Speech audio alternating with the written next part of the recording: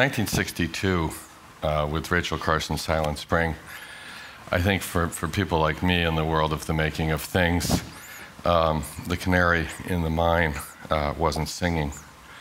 And so the question that we might not have birds became kind of fundamental to those of us wandering around looking for the meadowlarks that seemed to have all disappeared. 在1960年代写的那本书，知道的同学有吗？哦，不算少，至少有3位。我是在东海大学上课的时候，我的一位老师告诉我有这一本书，那他那时候开始在谈这个问题。我必须承认，他在那时候谈这个问题的时候，我对这个问题的陌生度是非常高的。我只感觉到有一点点的道德压力，觉得说哇，好像我们设计的不好，自然界会变坏。可是其实我是没有知识可以进去这样的一个事情的。那所以这一位建筑师也是同样的，他说那时候人家告诉他全世界鸟会不见，对他来讲好像不是可以很理解的事情。And the question was, were the birds singing? Now, I'm not a scientist, that'll be really clear.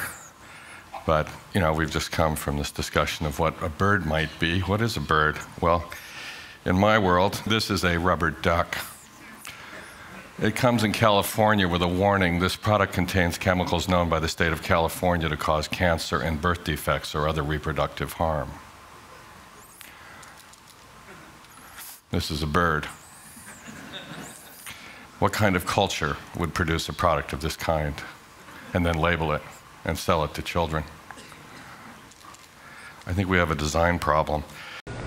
他的意思就是说，为什么我们的设计系统跟整个在这个整个的社会里头会变成是你可以把一个东西拿出来卖，那在上面贴一个标签，那说这个标签呢上面说的是加州政府警告你，这个鸭子里面可能含有致癌物质，大概就是这个意思。那他的意思就是说，这是什么意思？又可以卖，又要检查，检查了以后又要警告一下，那到这个事情是什么意思？他说，所以他认为我们的设计是有问题。Someone heard 6 hours of talk that I gave called the Monticello Dialogues on NPR and sent me this as a thank you note. We realize that design is a signal of intention, but it also has to occur within a world, and we have to understand that world in order to imbue our designs with inherent intelligence. And so as we look back at the basic state of affairs in which we design, we in a way need to go to the primary condition to understand the operating system and the frame conditions of a planet. And I think the exciting part of that is the good news that's there. Because the news is the news of abundance and not the news of limits. And I think as our culture tortures itself now with tyrannies and concerns over limits and fear, we can add this other dimension of abundance that is coherent, driven by the sun, and start to imagine what that would be like to share.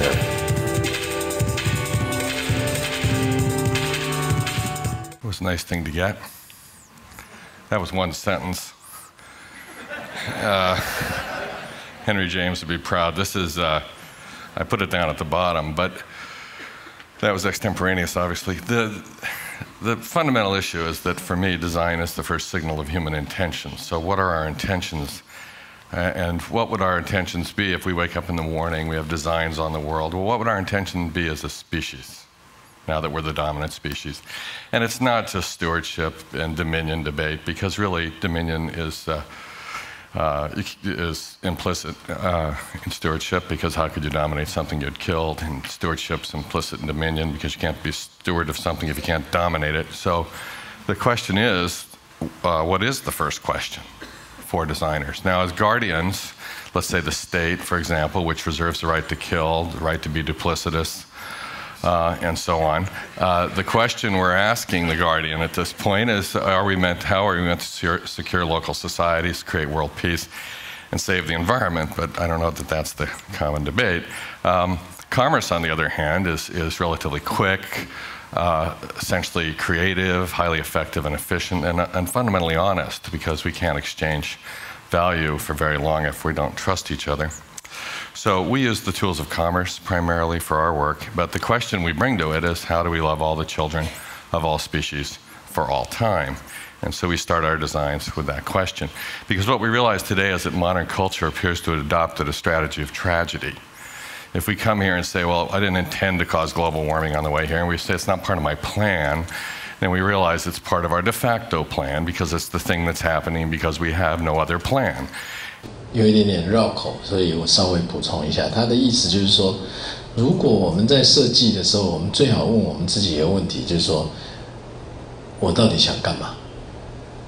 因为这个问题如果没有答案，那我们就只不过是在桌子上画出一张图，或在电脑上画出一个东西。我们必须在设计的时候，不管你是在设计的哪一个阶层，在负责做决策的人，或者是只是在负责做其中某一个部分的人，你都要自己去问清楚，我到底在干嘛。那当你把这些问清楚的时候，你大概就比较不容易去设计出一些鸭子是还有致癌物质，然后必须要再浪费政府的力量去说这里面，而且他不能告诉你不能卖，他只能告诉你说，因为那里面有少多少多少的量，那所以你可能会影响，所以他去警告别人，可是还让你卖。那照这位这个 McDonough 先生的意思是说，如果设计的人知道他在干嘛，那些材料根本不会进去，根本不会进去，那就没有这个问题。所以必须要去问清楚 ，What is your intention？ 就是你到底想干嘛？那这个事情呢，我觉得是一个很重要的事情，我们要常常来问我们自己。那么他讲的第二个事情是说，我们常常讲说，我并没有这个意思，我原来在设计这个东西的时候，我并没有想要制造那样的伤害。他认为这样子的一个答案其实是反过来讲的时候是不对的，因为你当然没有想要制造这样的伤害。就像你开车撞死一个人，那你跟他说对不起，我实在是没有想要把你撞死。可是他现在讲的一个概念就是说，但是你也从来没有一个方法说，我怎么样能够防止我去撞死人。你如果要认真防止我要去撞死人，你就变成你在没有精神的时候不能开车，你就必须要是怎么样的，你有很多防止的方法，你才能讲说我没有这个意思。但是他说，基本上所有产生后果，然后说我没有这个意思的人，都是他原来就根本不止没有这个意思，他连计划都没有。你真的是没有那个意思，因为你根本不知道会有这件事，所以你把人家给撞死了。那这件事情谈起来好像很简单，可是你必须要知道哦，我们现在在我们的社会里面是处处发生这样的事情，几乎都是不小心把人家弄坏了什么东西才说啊，对不起，你的那个施工的吊车会从天上掉下来。他说：“对不起，我不晓得你要刚从下面过，这个通吗？”所以在掉那样东西的时候，如果你有计划，那个东西是不可能掉下来。第一个，万一实在掉下来，也不可能有人在下面，就是这么简单的事情。他怎么会是一个啊？对不起，我没有要把你杀死的意思。他的意思就是说，你没有要把他杀死，是因为你原来连想都没有想过这种事情会死人了。And I was at the White House for President Bush, meeting with every federal department and agency, and I pointed out that they appear to have no plan. If the end game is global warming, they're doing great. If the end game is mercury toxification of our children downwind of coal-fired plants as they scuttle the Clean Air Act, then I see that our education program should be explicitly defined as brain death for all children, no child left behind. So the question is, how many federal officials are ready to move to Ohio and Pennsylvania with their families? So if you don't have an end game of something delightful, then you're just moving chess pieces around. If you don't know, you're taking the king. So perhaps we could develop a strategy of change, which requires humility. And in my business as an architect, it's unfortunate the word humility and the word architect have not appeared in the same paragraph since the Fountainhead. So if anybody here has trouble with the concept of design humility, reflect on this. It took us 5,000 years to put wheels on our luggage. So, as Kevin Kelly pointed out, there is no end game. There's an infinite game, and we're playing in that infinite game. And so we call it cradle to cradle. And our goal is very simple. This is what I presented to the White House. Our goal is a delightfully diverse, safe, healthy, and just world with clean air, clean water, soil, and power, economically, equitably, ecologically, and elegantly enjoyed, period. What don't you like about this? Which part of this don't you like? So we realize we want full diversity, even though it can be difficult. Remember what de Gaulle said when asked what it was like to be president of France. He said, "What do you think it's like trying to run a country with 400 kinds of cheese?" But at the same time, we realize that our products are not safe and healthy. So we've designed products and we analyze chemicals down to the parts per million. This is a baby blanket by Pendleton that will give your child nutrition instead of Alzheimer's later in life. We can ask ourselves, what is justice? And is justice blind or is justice blindness? And at what point did that uniform turn from white to black? Water has been declared a human right by the United Nations. Air quality is an obvious thing to anyone who breathes. Is there anybody here who doesn't breathe? Clean soil is a critical problem, and nitrification, the dead zones in the Gulf of Mexico, a fundamental issue that's not being addressed. We've seen the first form of solar energy that's beat the hegemony of fossil fuels in the form of wind here in the Great Plains, and so that hegemony is leaving. And if we remember Sheikh Yamani, when he formed OPEC, they asked him, when will we see the end of the age of oil? I don't know if he remembers his answer, but it was, the Stone Age didn't end because we ran out of stones. We see that companies acting ethically and in this world are outperforming those that don't. We see the flows of materials in a rather terrifying prospect. This is a hospital monitor from Los Angeles sent to China. This woman will expose herself to toxic phosphorus, release 4 pounds of toxic lead into her children's environment to retrieve from copper. On the other hand, we see great signs of hope. Here's Dr. Venkataswamy in India, who's figured out how to do mass-produced health. He has given eyesight to 2 million people for free. We see in our material flows that car steels don't become car steel again because of the contaminants of the coatings, bismuth, antimony, copper, and so on. They become building steel. On the other hand, we're working with Berkshire Hathaway, Warren Buffett, and Shaw Carpet, the largest carpet company in the world. We've developed a carpet that is continuously recyclable down to the parts per million. The upper is nylon 6 that can go back to caprolactam. The bottom, a polyolefin, infinitely recyclable thermoplastic. Now, if I was a bird, the building on my left is a liability. The building on my right, which was our corporate campus for the Gap with an ancient meadow, is an asset. It's nesting grounds. Here's where I come from. I grew up in Hong Kong with 6 million people on 40 square miles. During the dry season, we had 4 hours of water every 4th day. And the relationship to landscape was that of farmers who had been farming the same piece of ground for 40 centuries. You can't farm the same piece of ground for 40 centuries without understanding nutrient flow. My childhood summers were in the Puget Sound of Washington, among the first growth and big growth. My grandfather had been a lumberjack in the Olympics, so I have a lot of tree karma I'm working off. I went to Yale for graduate school, studied in a building of this style by Le Corbusier, affectionately known in our business as brutalism. If we look at the world of architecture, we see with Mises' 1928 Tower for Berlin, the question might be, well, where's the sun? And this might have worked in Berlin, but we built it in Houston. And the windows are all closed, and with most products appearing not to have been designed for indoor use, this is actually a vertical gas chamber. When I went to Yale, we had the first energy crisis, and I was designing the first solar heated house in Ireland as a student, which I then built, which will give you a sense of my ambition. And Richard Myers, who was one of my teachers, kept coming over to my desk to give me criticism, and he would say, "Bill, you got to understand, solar energy has nothing to do with architecture."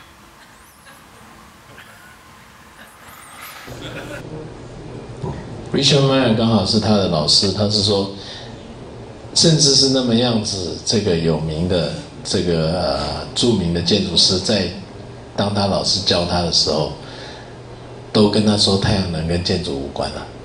I guess he didn't read Vitruvius. 没有读过 Vitruvius 是，各位知道 Vitruvius 是谁吗？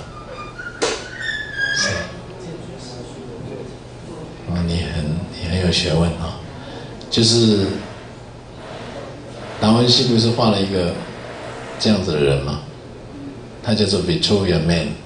那 Vitruvian Man 是是就是这位 Vitruvius 就是罗马时代的一位建筑家，他写了一本书叫做《建筑实论》。建筑实论里面就已经写得很清楚，人要跟自然合在一起才叫做建筑。所以他才会讲说他的老师 Richard Myers 一定没有读过那个人的书，罗马时代就有的概念。Read Vitruvius. In 1984, we did the first so-called green office in America for environmental defense. We started asking manufacturers what were in their materials. They said they're proprietary, they're legal, go away.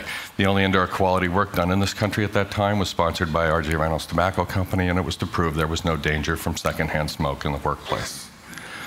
So all of a sudden, here I am graduating from high school in 1969, and this happens, and we realized that away went away. Remember we used to throw things away and really point to away? And yet NOAA has now shown us, for example, you see that little blue thing above Hawaii? That's the Pacific gyre. It was recently dragged for plankton by scientists, and they found 6 times as much plastic as plankton. When asked, they said it's kind of like a giant toilet that doesn't flush. Perhaps that's a way. So we're looking for the design rules of this. This is the highest biodiversity of trees in the world, Irian 259 species of tree. And we described this in the book, Cradle to Cradle. The book itself is a polymer. It is not a tree. That's the name of the first chapter. This book is not a tree. Because in poetics, as Margaret Atwood pointed out, we write our history on the skin of fish with the blood of bears. And with so much polymer, what we really need is technical nutrition. And to use something as elegant as a tree, imagine this design assignment. Design something that makes oxygen, sequesters carbon, fixes nitrogen, distills water, accrues solar energy as fuel, makes complex sugars in food, creates microclimates, changes colors with the seasons, and self-replicates. Why don't we knock that down and write on it? So we're looking at the same criteria as most people. You know, can I afford it? Does it work? Do I like it? We're adding the Jeffersonian agenda, and I come from Charlottesville, where I had the privilege of living in a house designed by Thomas Jefferson. We're adding life, liberty, and the pursuit of happiness. Now, if we look at the word competition, I'm sure most of you have used it. You know, most people don't realize it comes from the Latin competare, which means strive together. It means the way Olympic athletes train with each other. They get fit together, and then they compete. The Williams sisters compete. One wins Wimbledon. So we've been looking at the idea of competition as a way of cooperating in order to get fit together. And the Chinese government has now, I work with the Chinese government now, has taken this up. We're also looking at survival of fittest, not in just competition terms in our modern context of destroy the other or beat them to the ground, but really to fit together and build niches and have growth that is good. Now, most environmentalists don't say growth is good because in our lexicon, asphalt is 2 words assigning blame. And so but if we look at asphalt as our growth, then we realize that all we're doing is destroying the planetary's fundamental underlying operating system.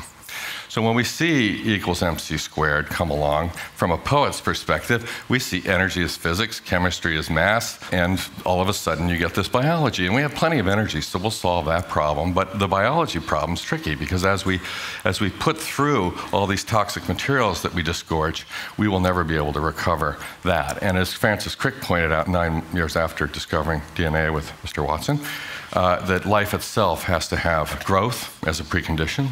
It has to have free energy, sunlight, and it needs to be an open system of chemicals.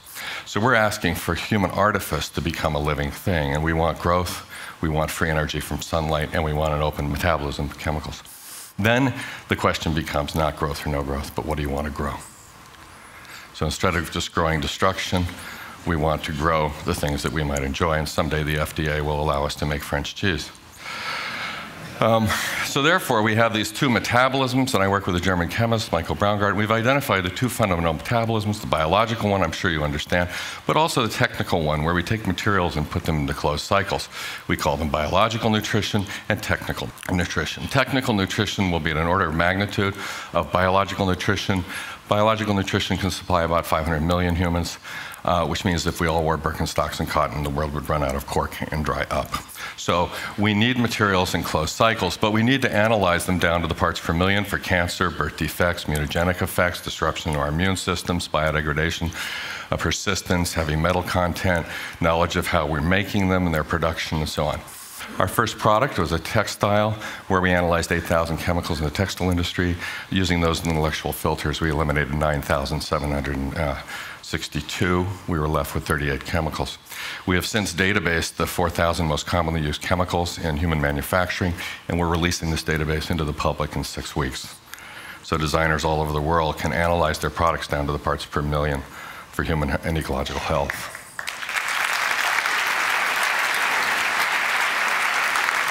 We've developed a protocol so that companies can send these same messages all the way through their supply chains. Because when we ask most companies we work with, about $1 trillion, and say, where does your stuff come from? They say suppliers, and where does it go? Customers.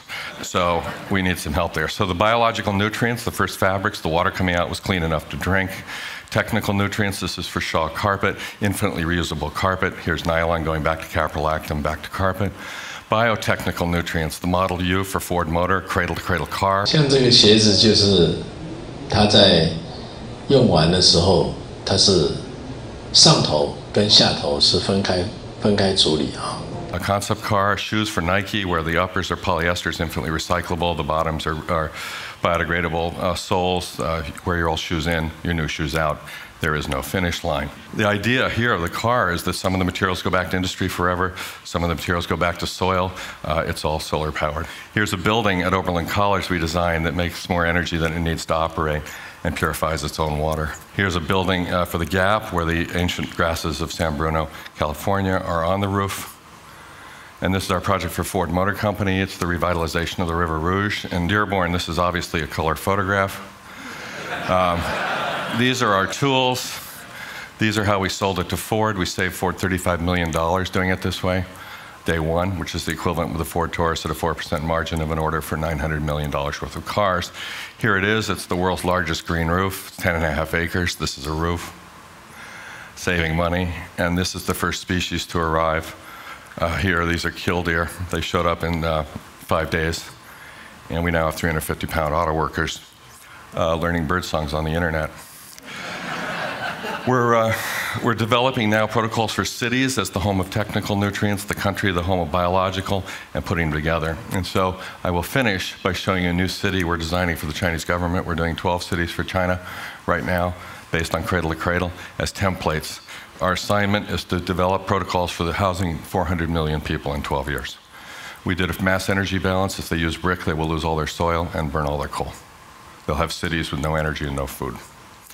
We signed a memorandum of understanding. Here's Madame Deng Nan, Deng Xiaoping's daughter, for China to adopt cradle to cradle, because if they toxify themselves being the lowest cost producer, send it to the lowest cost distribution, Walmart, and then we send them all our money, what we'll discover is that we have what effectively, when I was a student, was called mutually assured destruction.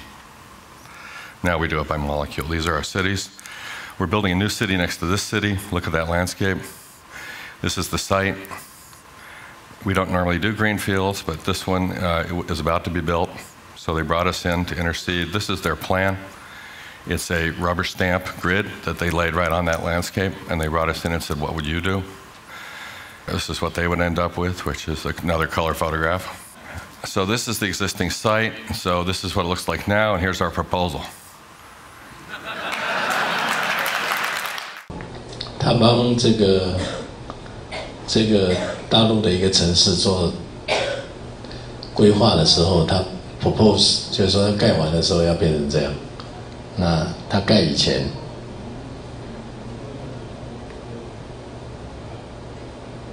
，existing 柳州盖完，现在盖完。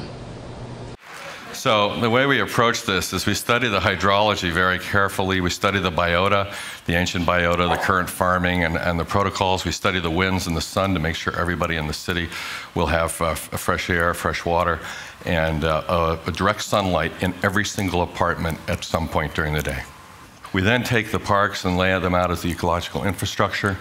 We lay out the building areas. We start to integrate commercial mixed use so that people all have centers and places to be. The transportation is all very simple. Everybody's within 5-minute walk of mobility. We have 24-hour street so that there's always a place that's alive. The waste systems all connect. If you flush a toilet, your feces... 这个 waste， 你冲马桶的东西叫做 waste， 等于 food。所以这个概念，如果我们没有了解的话，我们不太会设计这样的一个东西出来。Plants which are sold as assets, not liabilities, because who wants the fertilizer factory that makes natural gas? The waters are all taken into constructed wetlands for habitat restorations, and then it makes natural gas, which then goes back into the city to power the fuel for the cooking for the city. So these are fertilizer gas plants.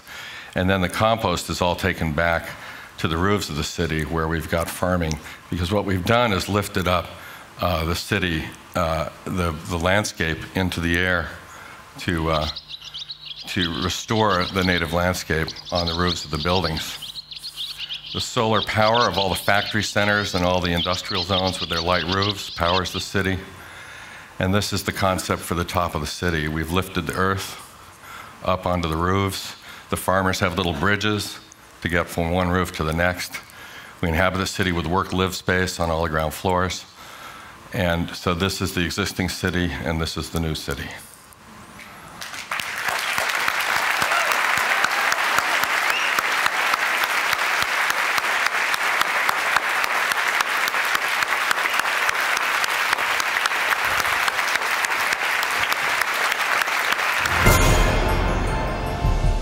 他讲的概念不难，但是他用的文字很复杂，所以大概做设计做习惯了，喜欢绕来绕去。其实他讲的概念就是他最后的那个帮柳州做的概念，就是 cradle to cradle， 就是你在做设计的时候，一定不能让它变成有任何一个东西是浪费。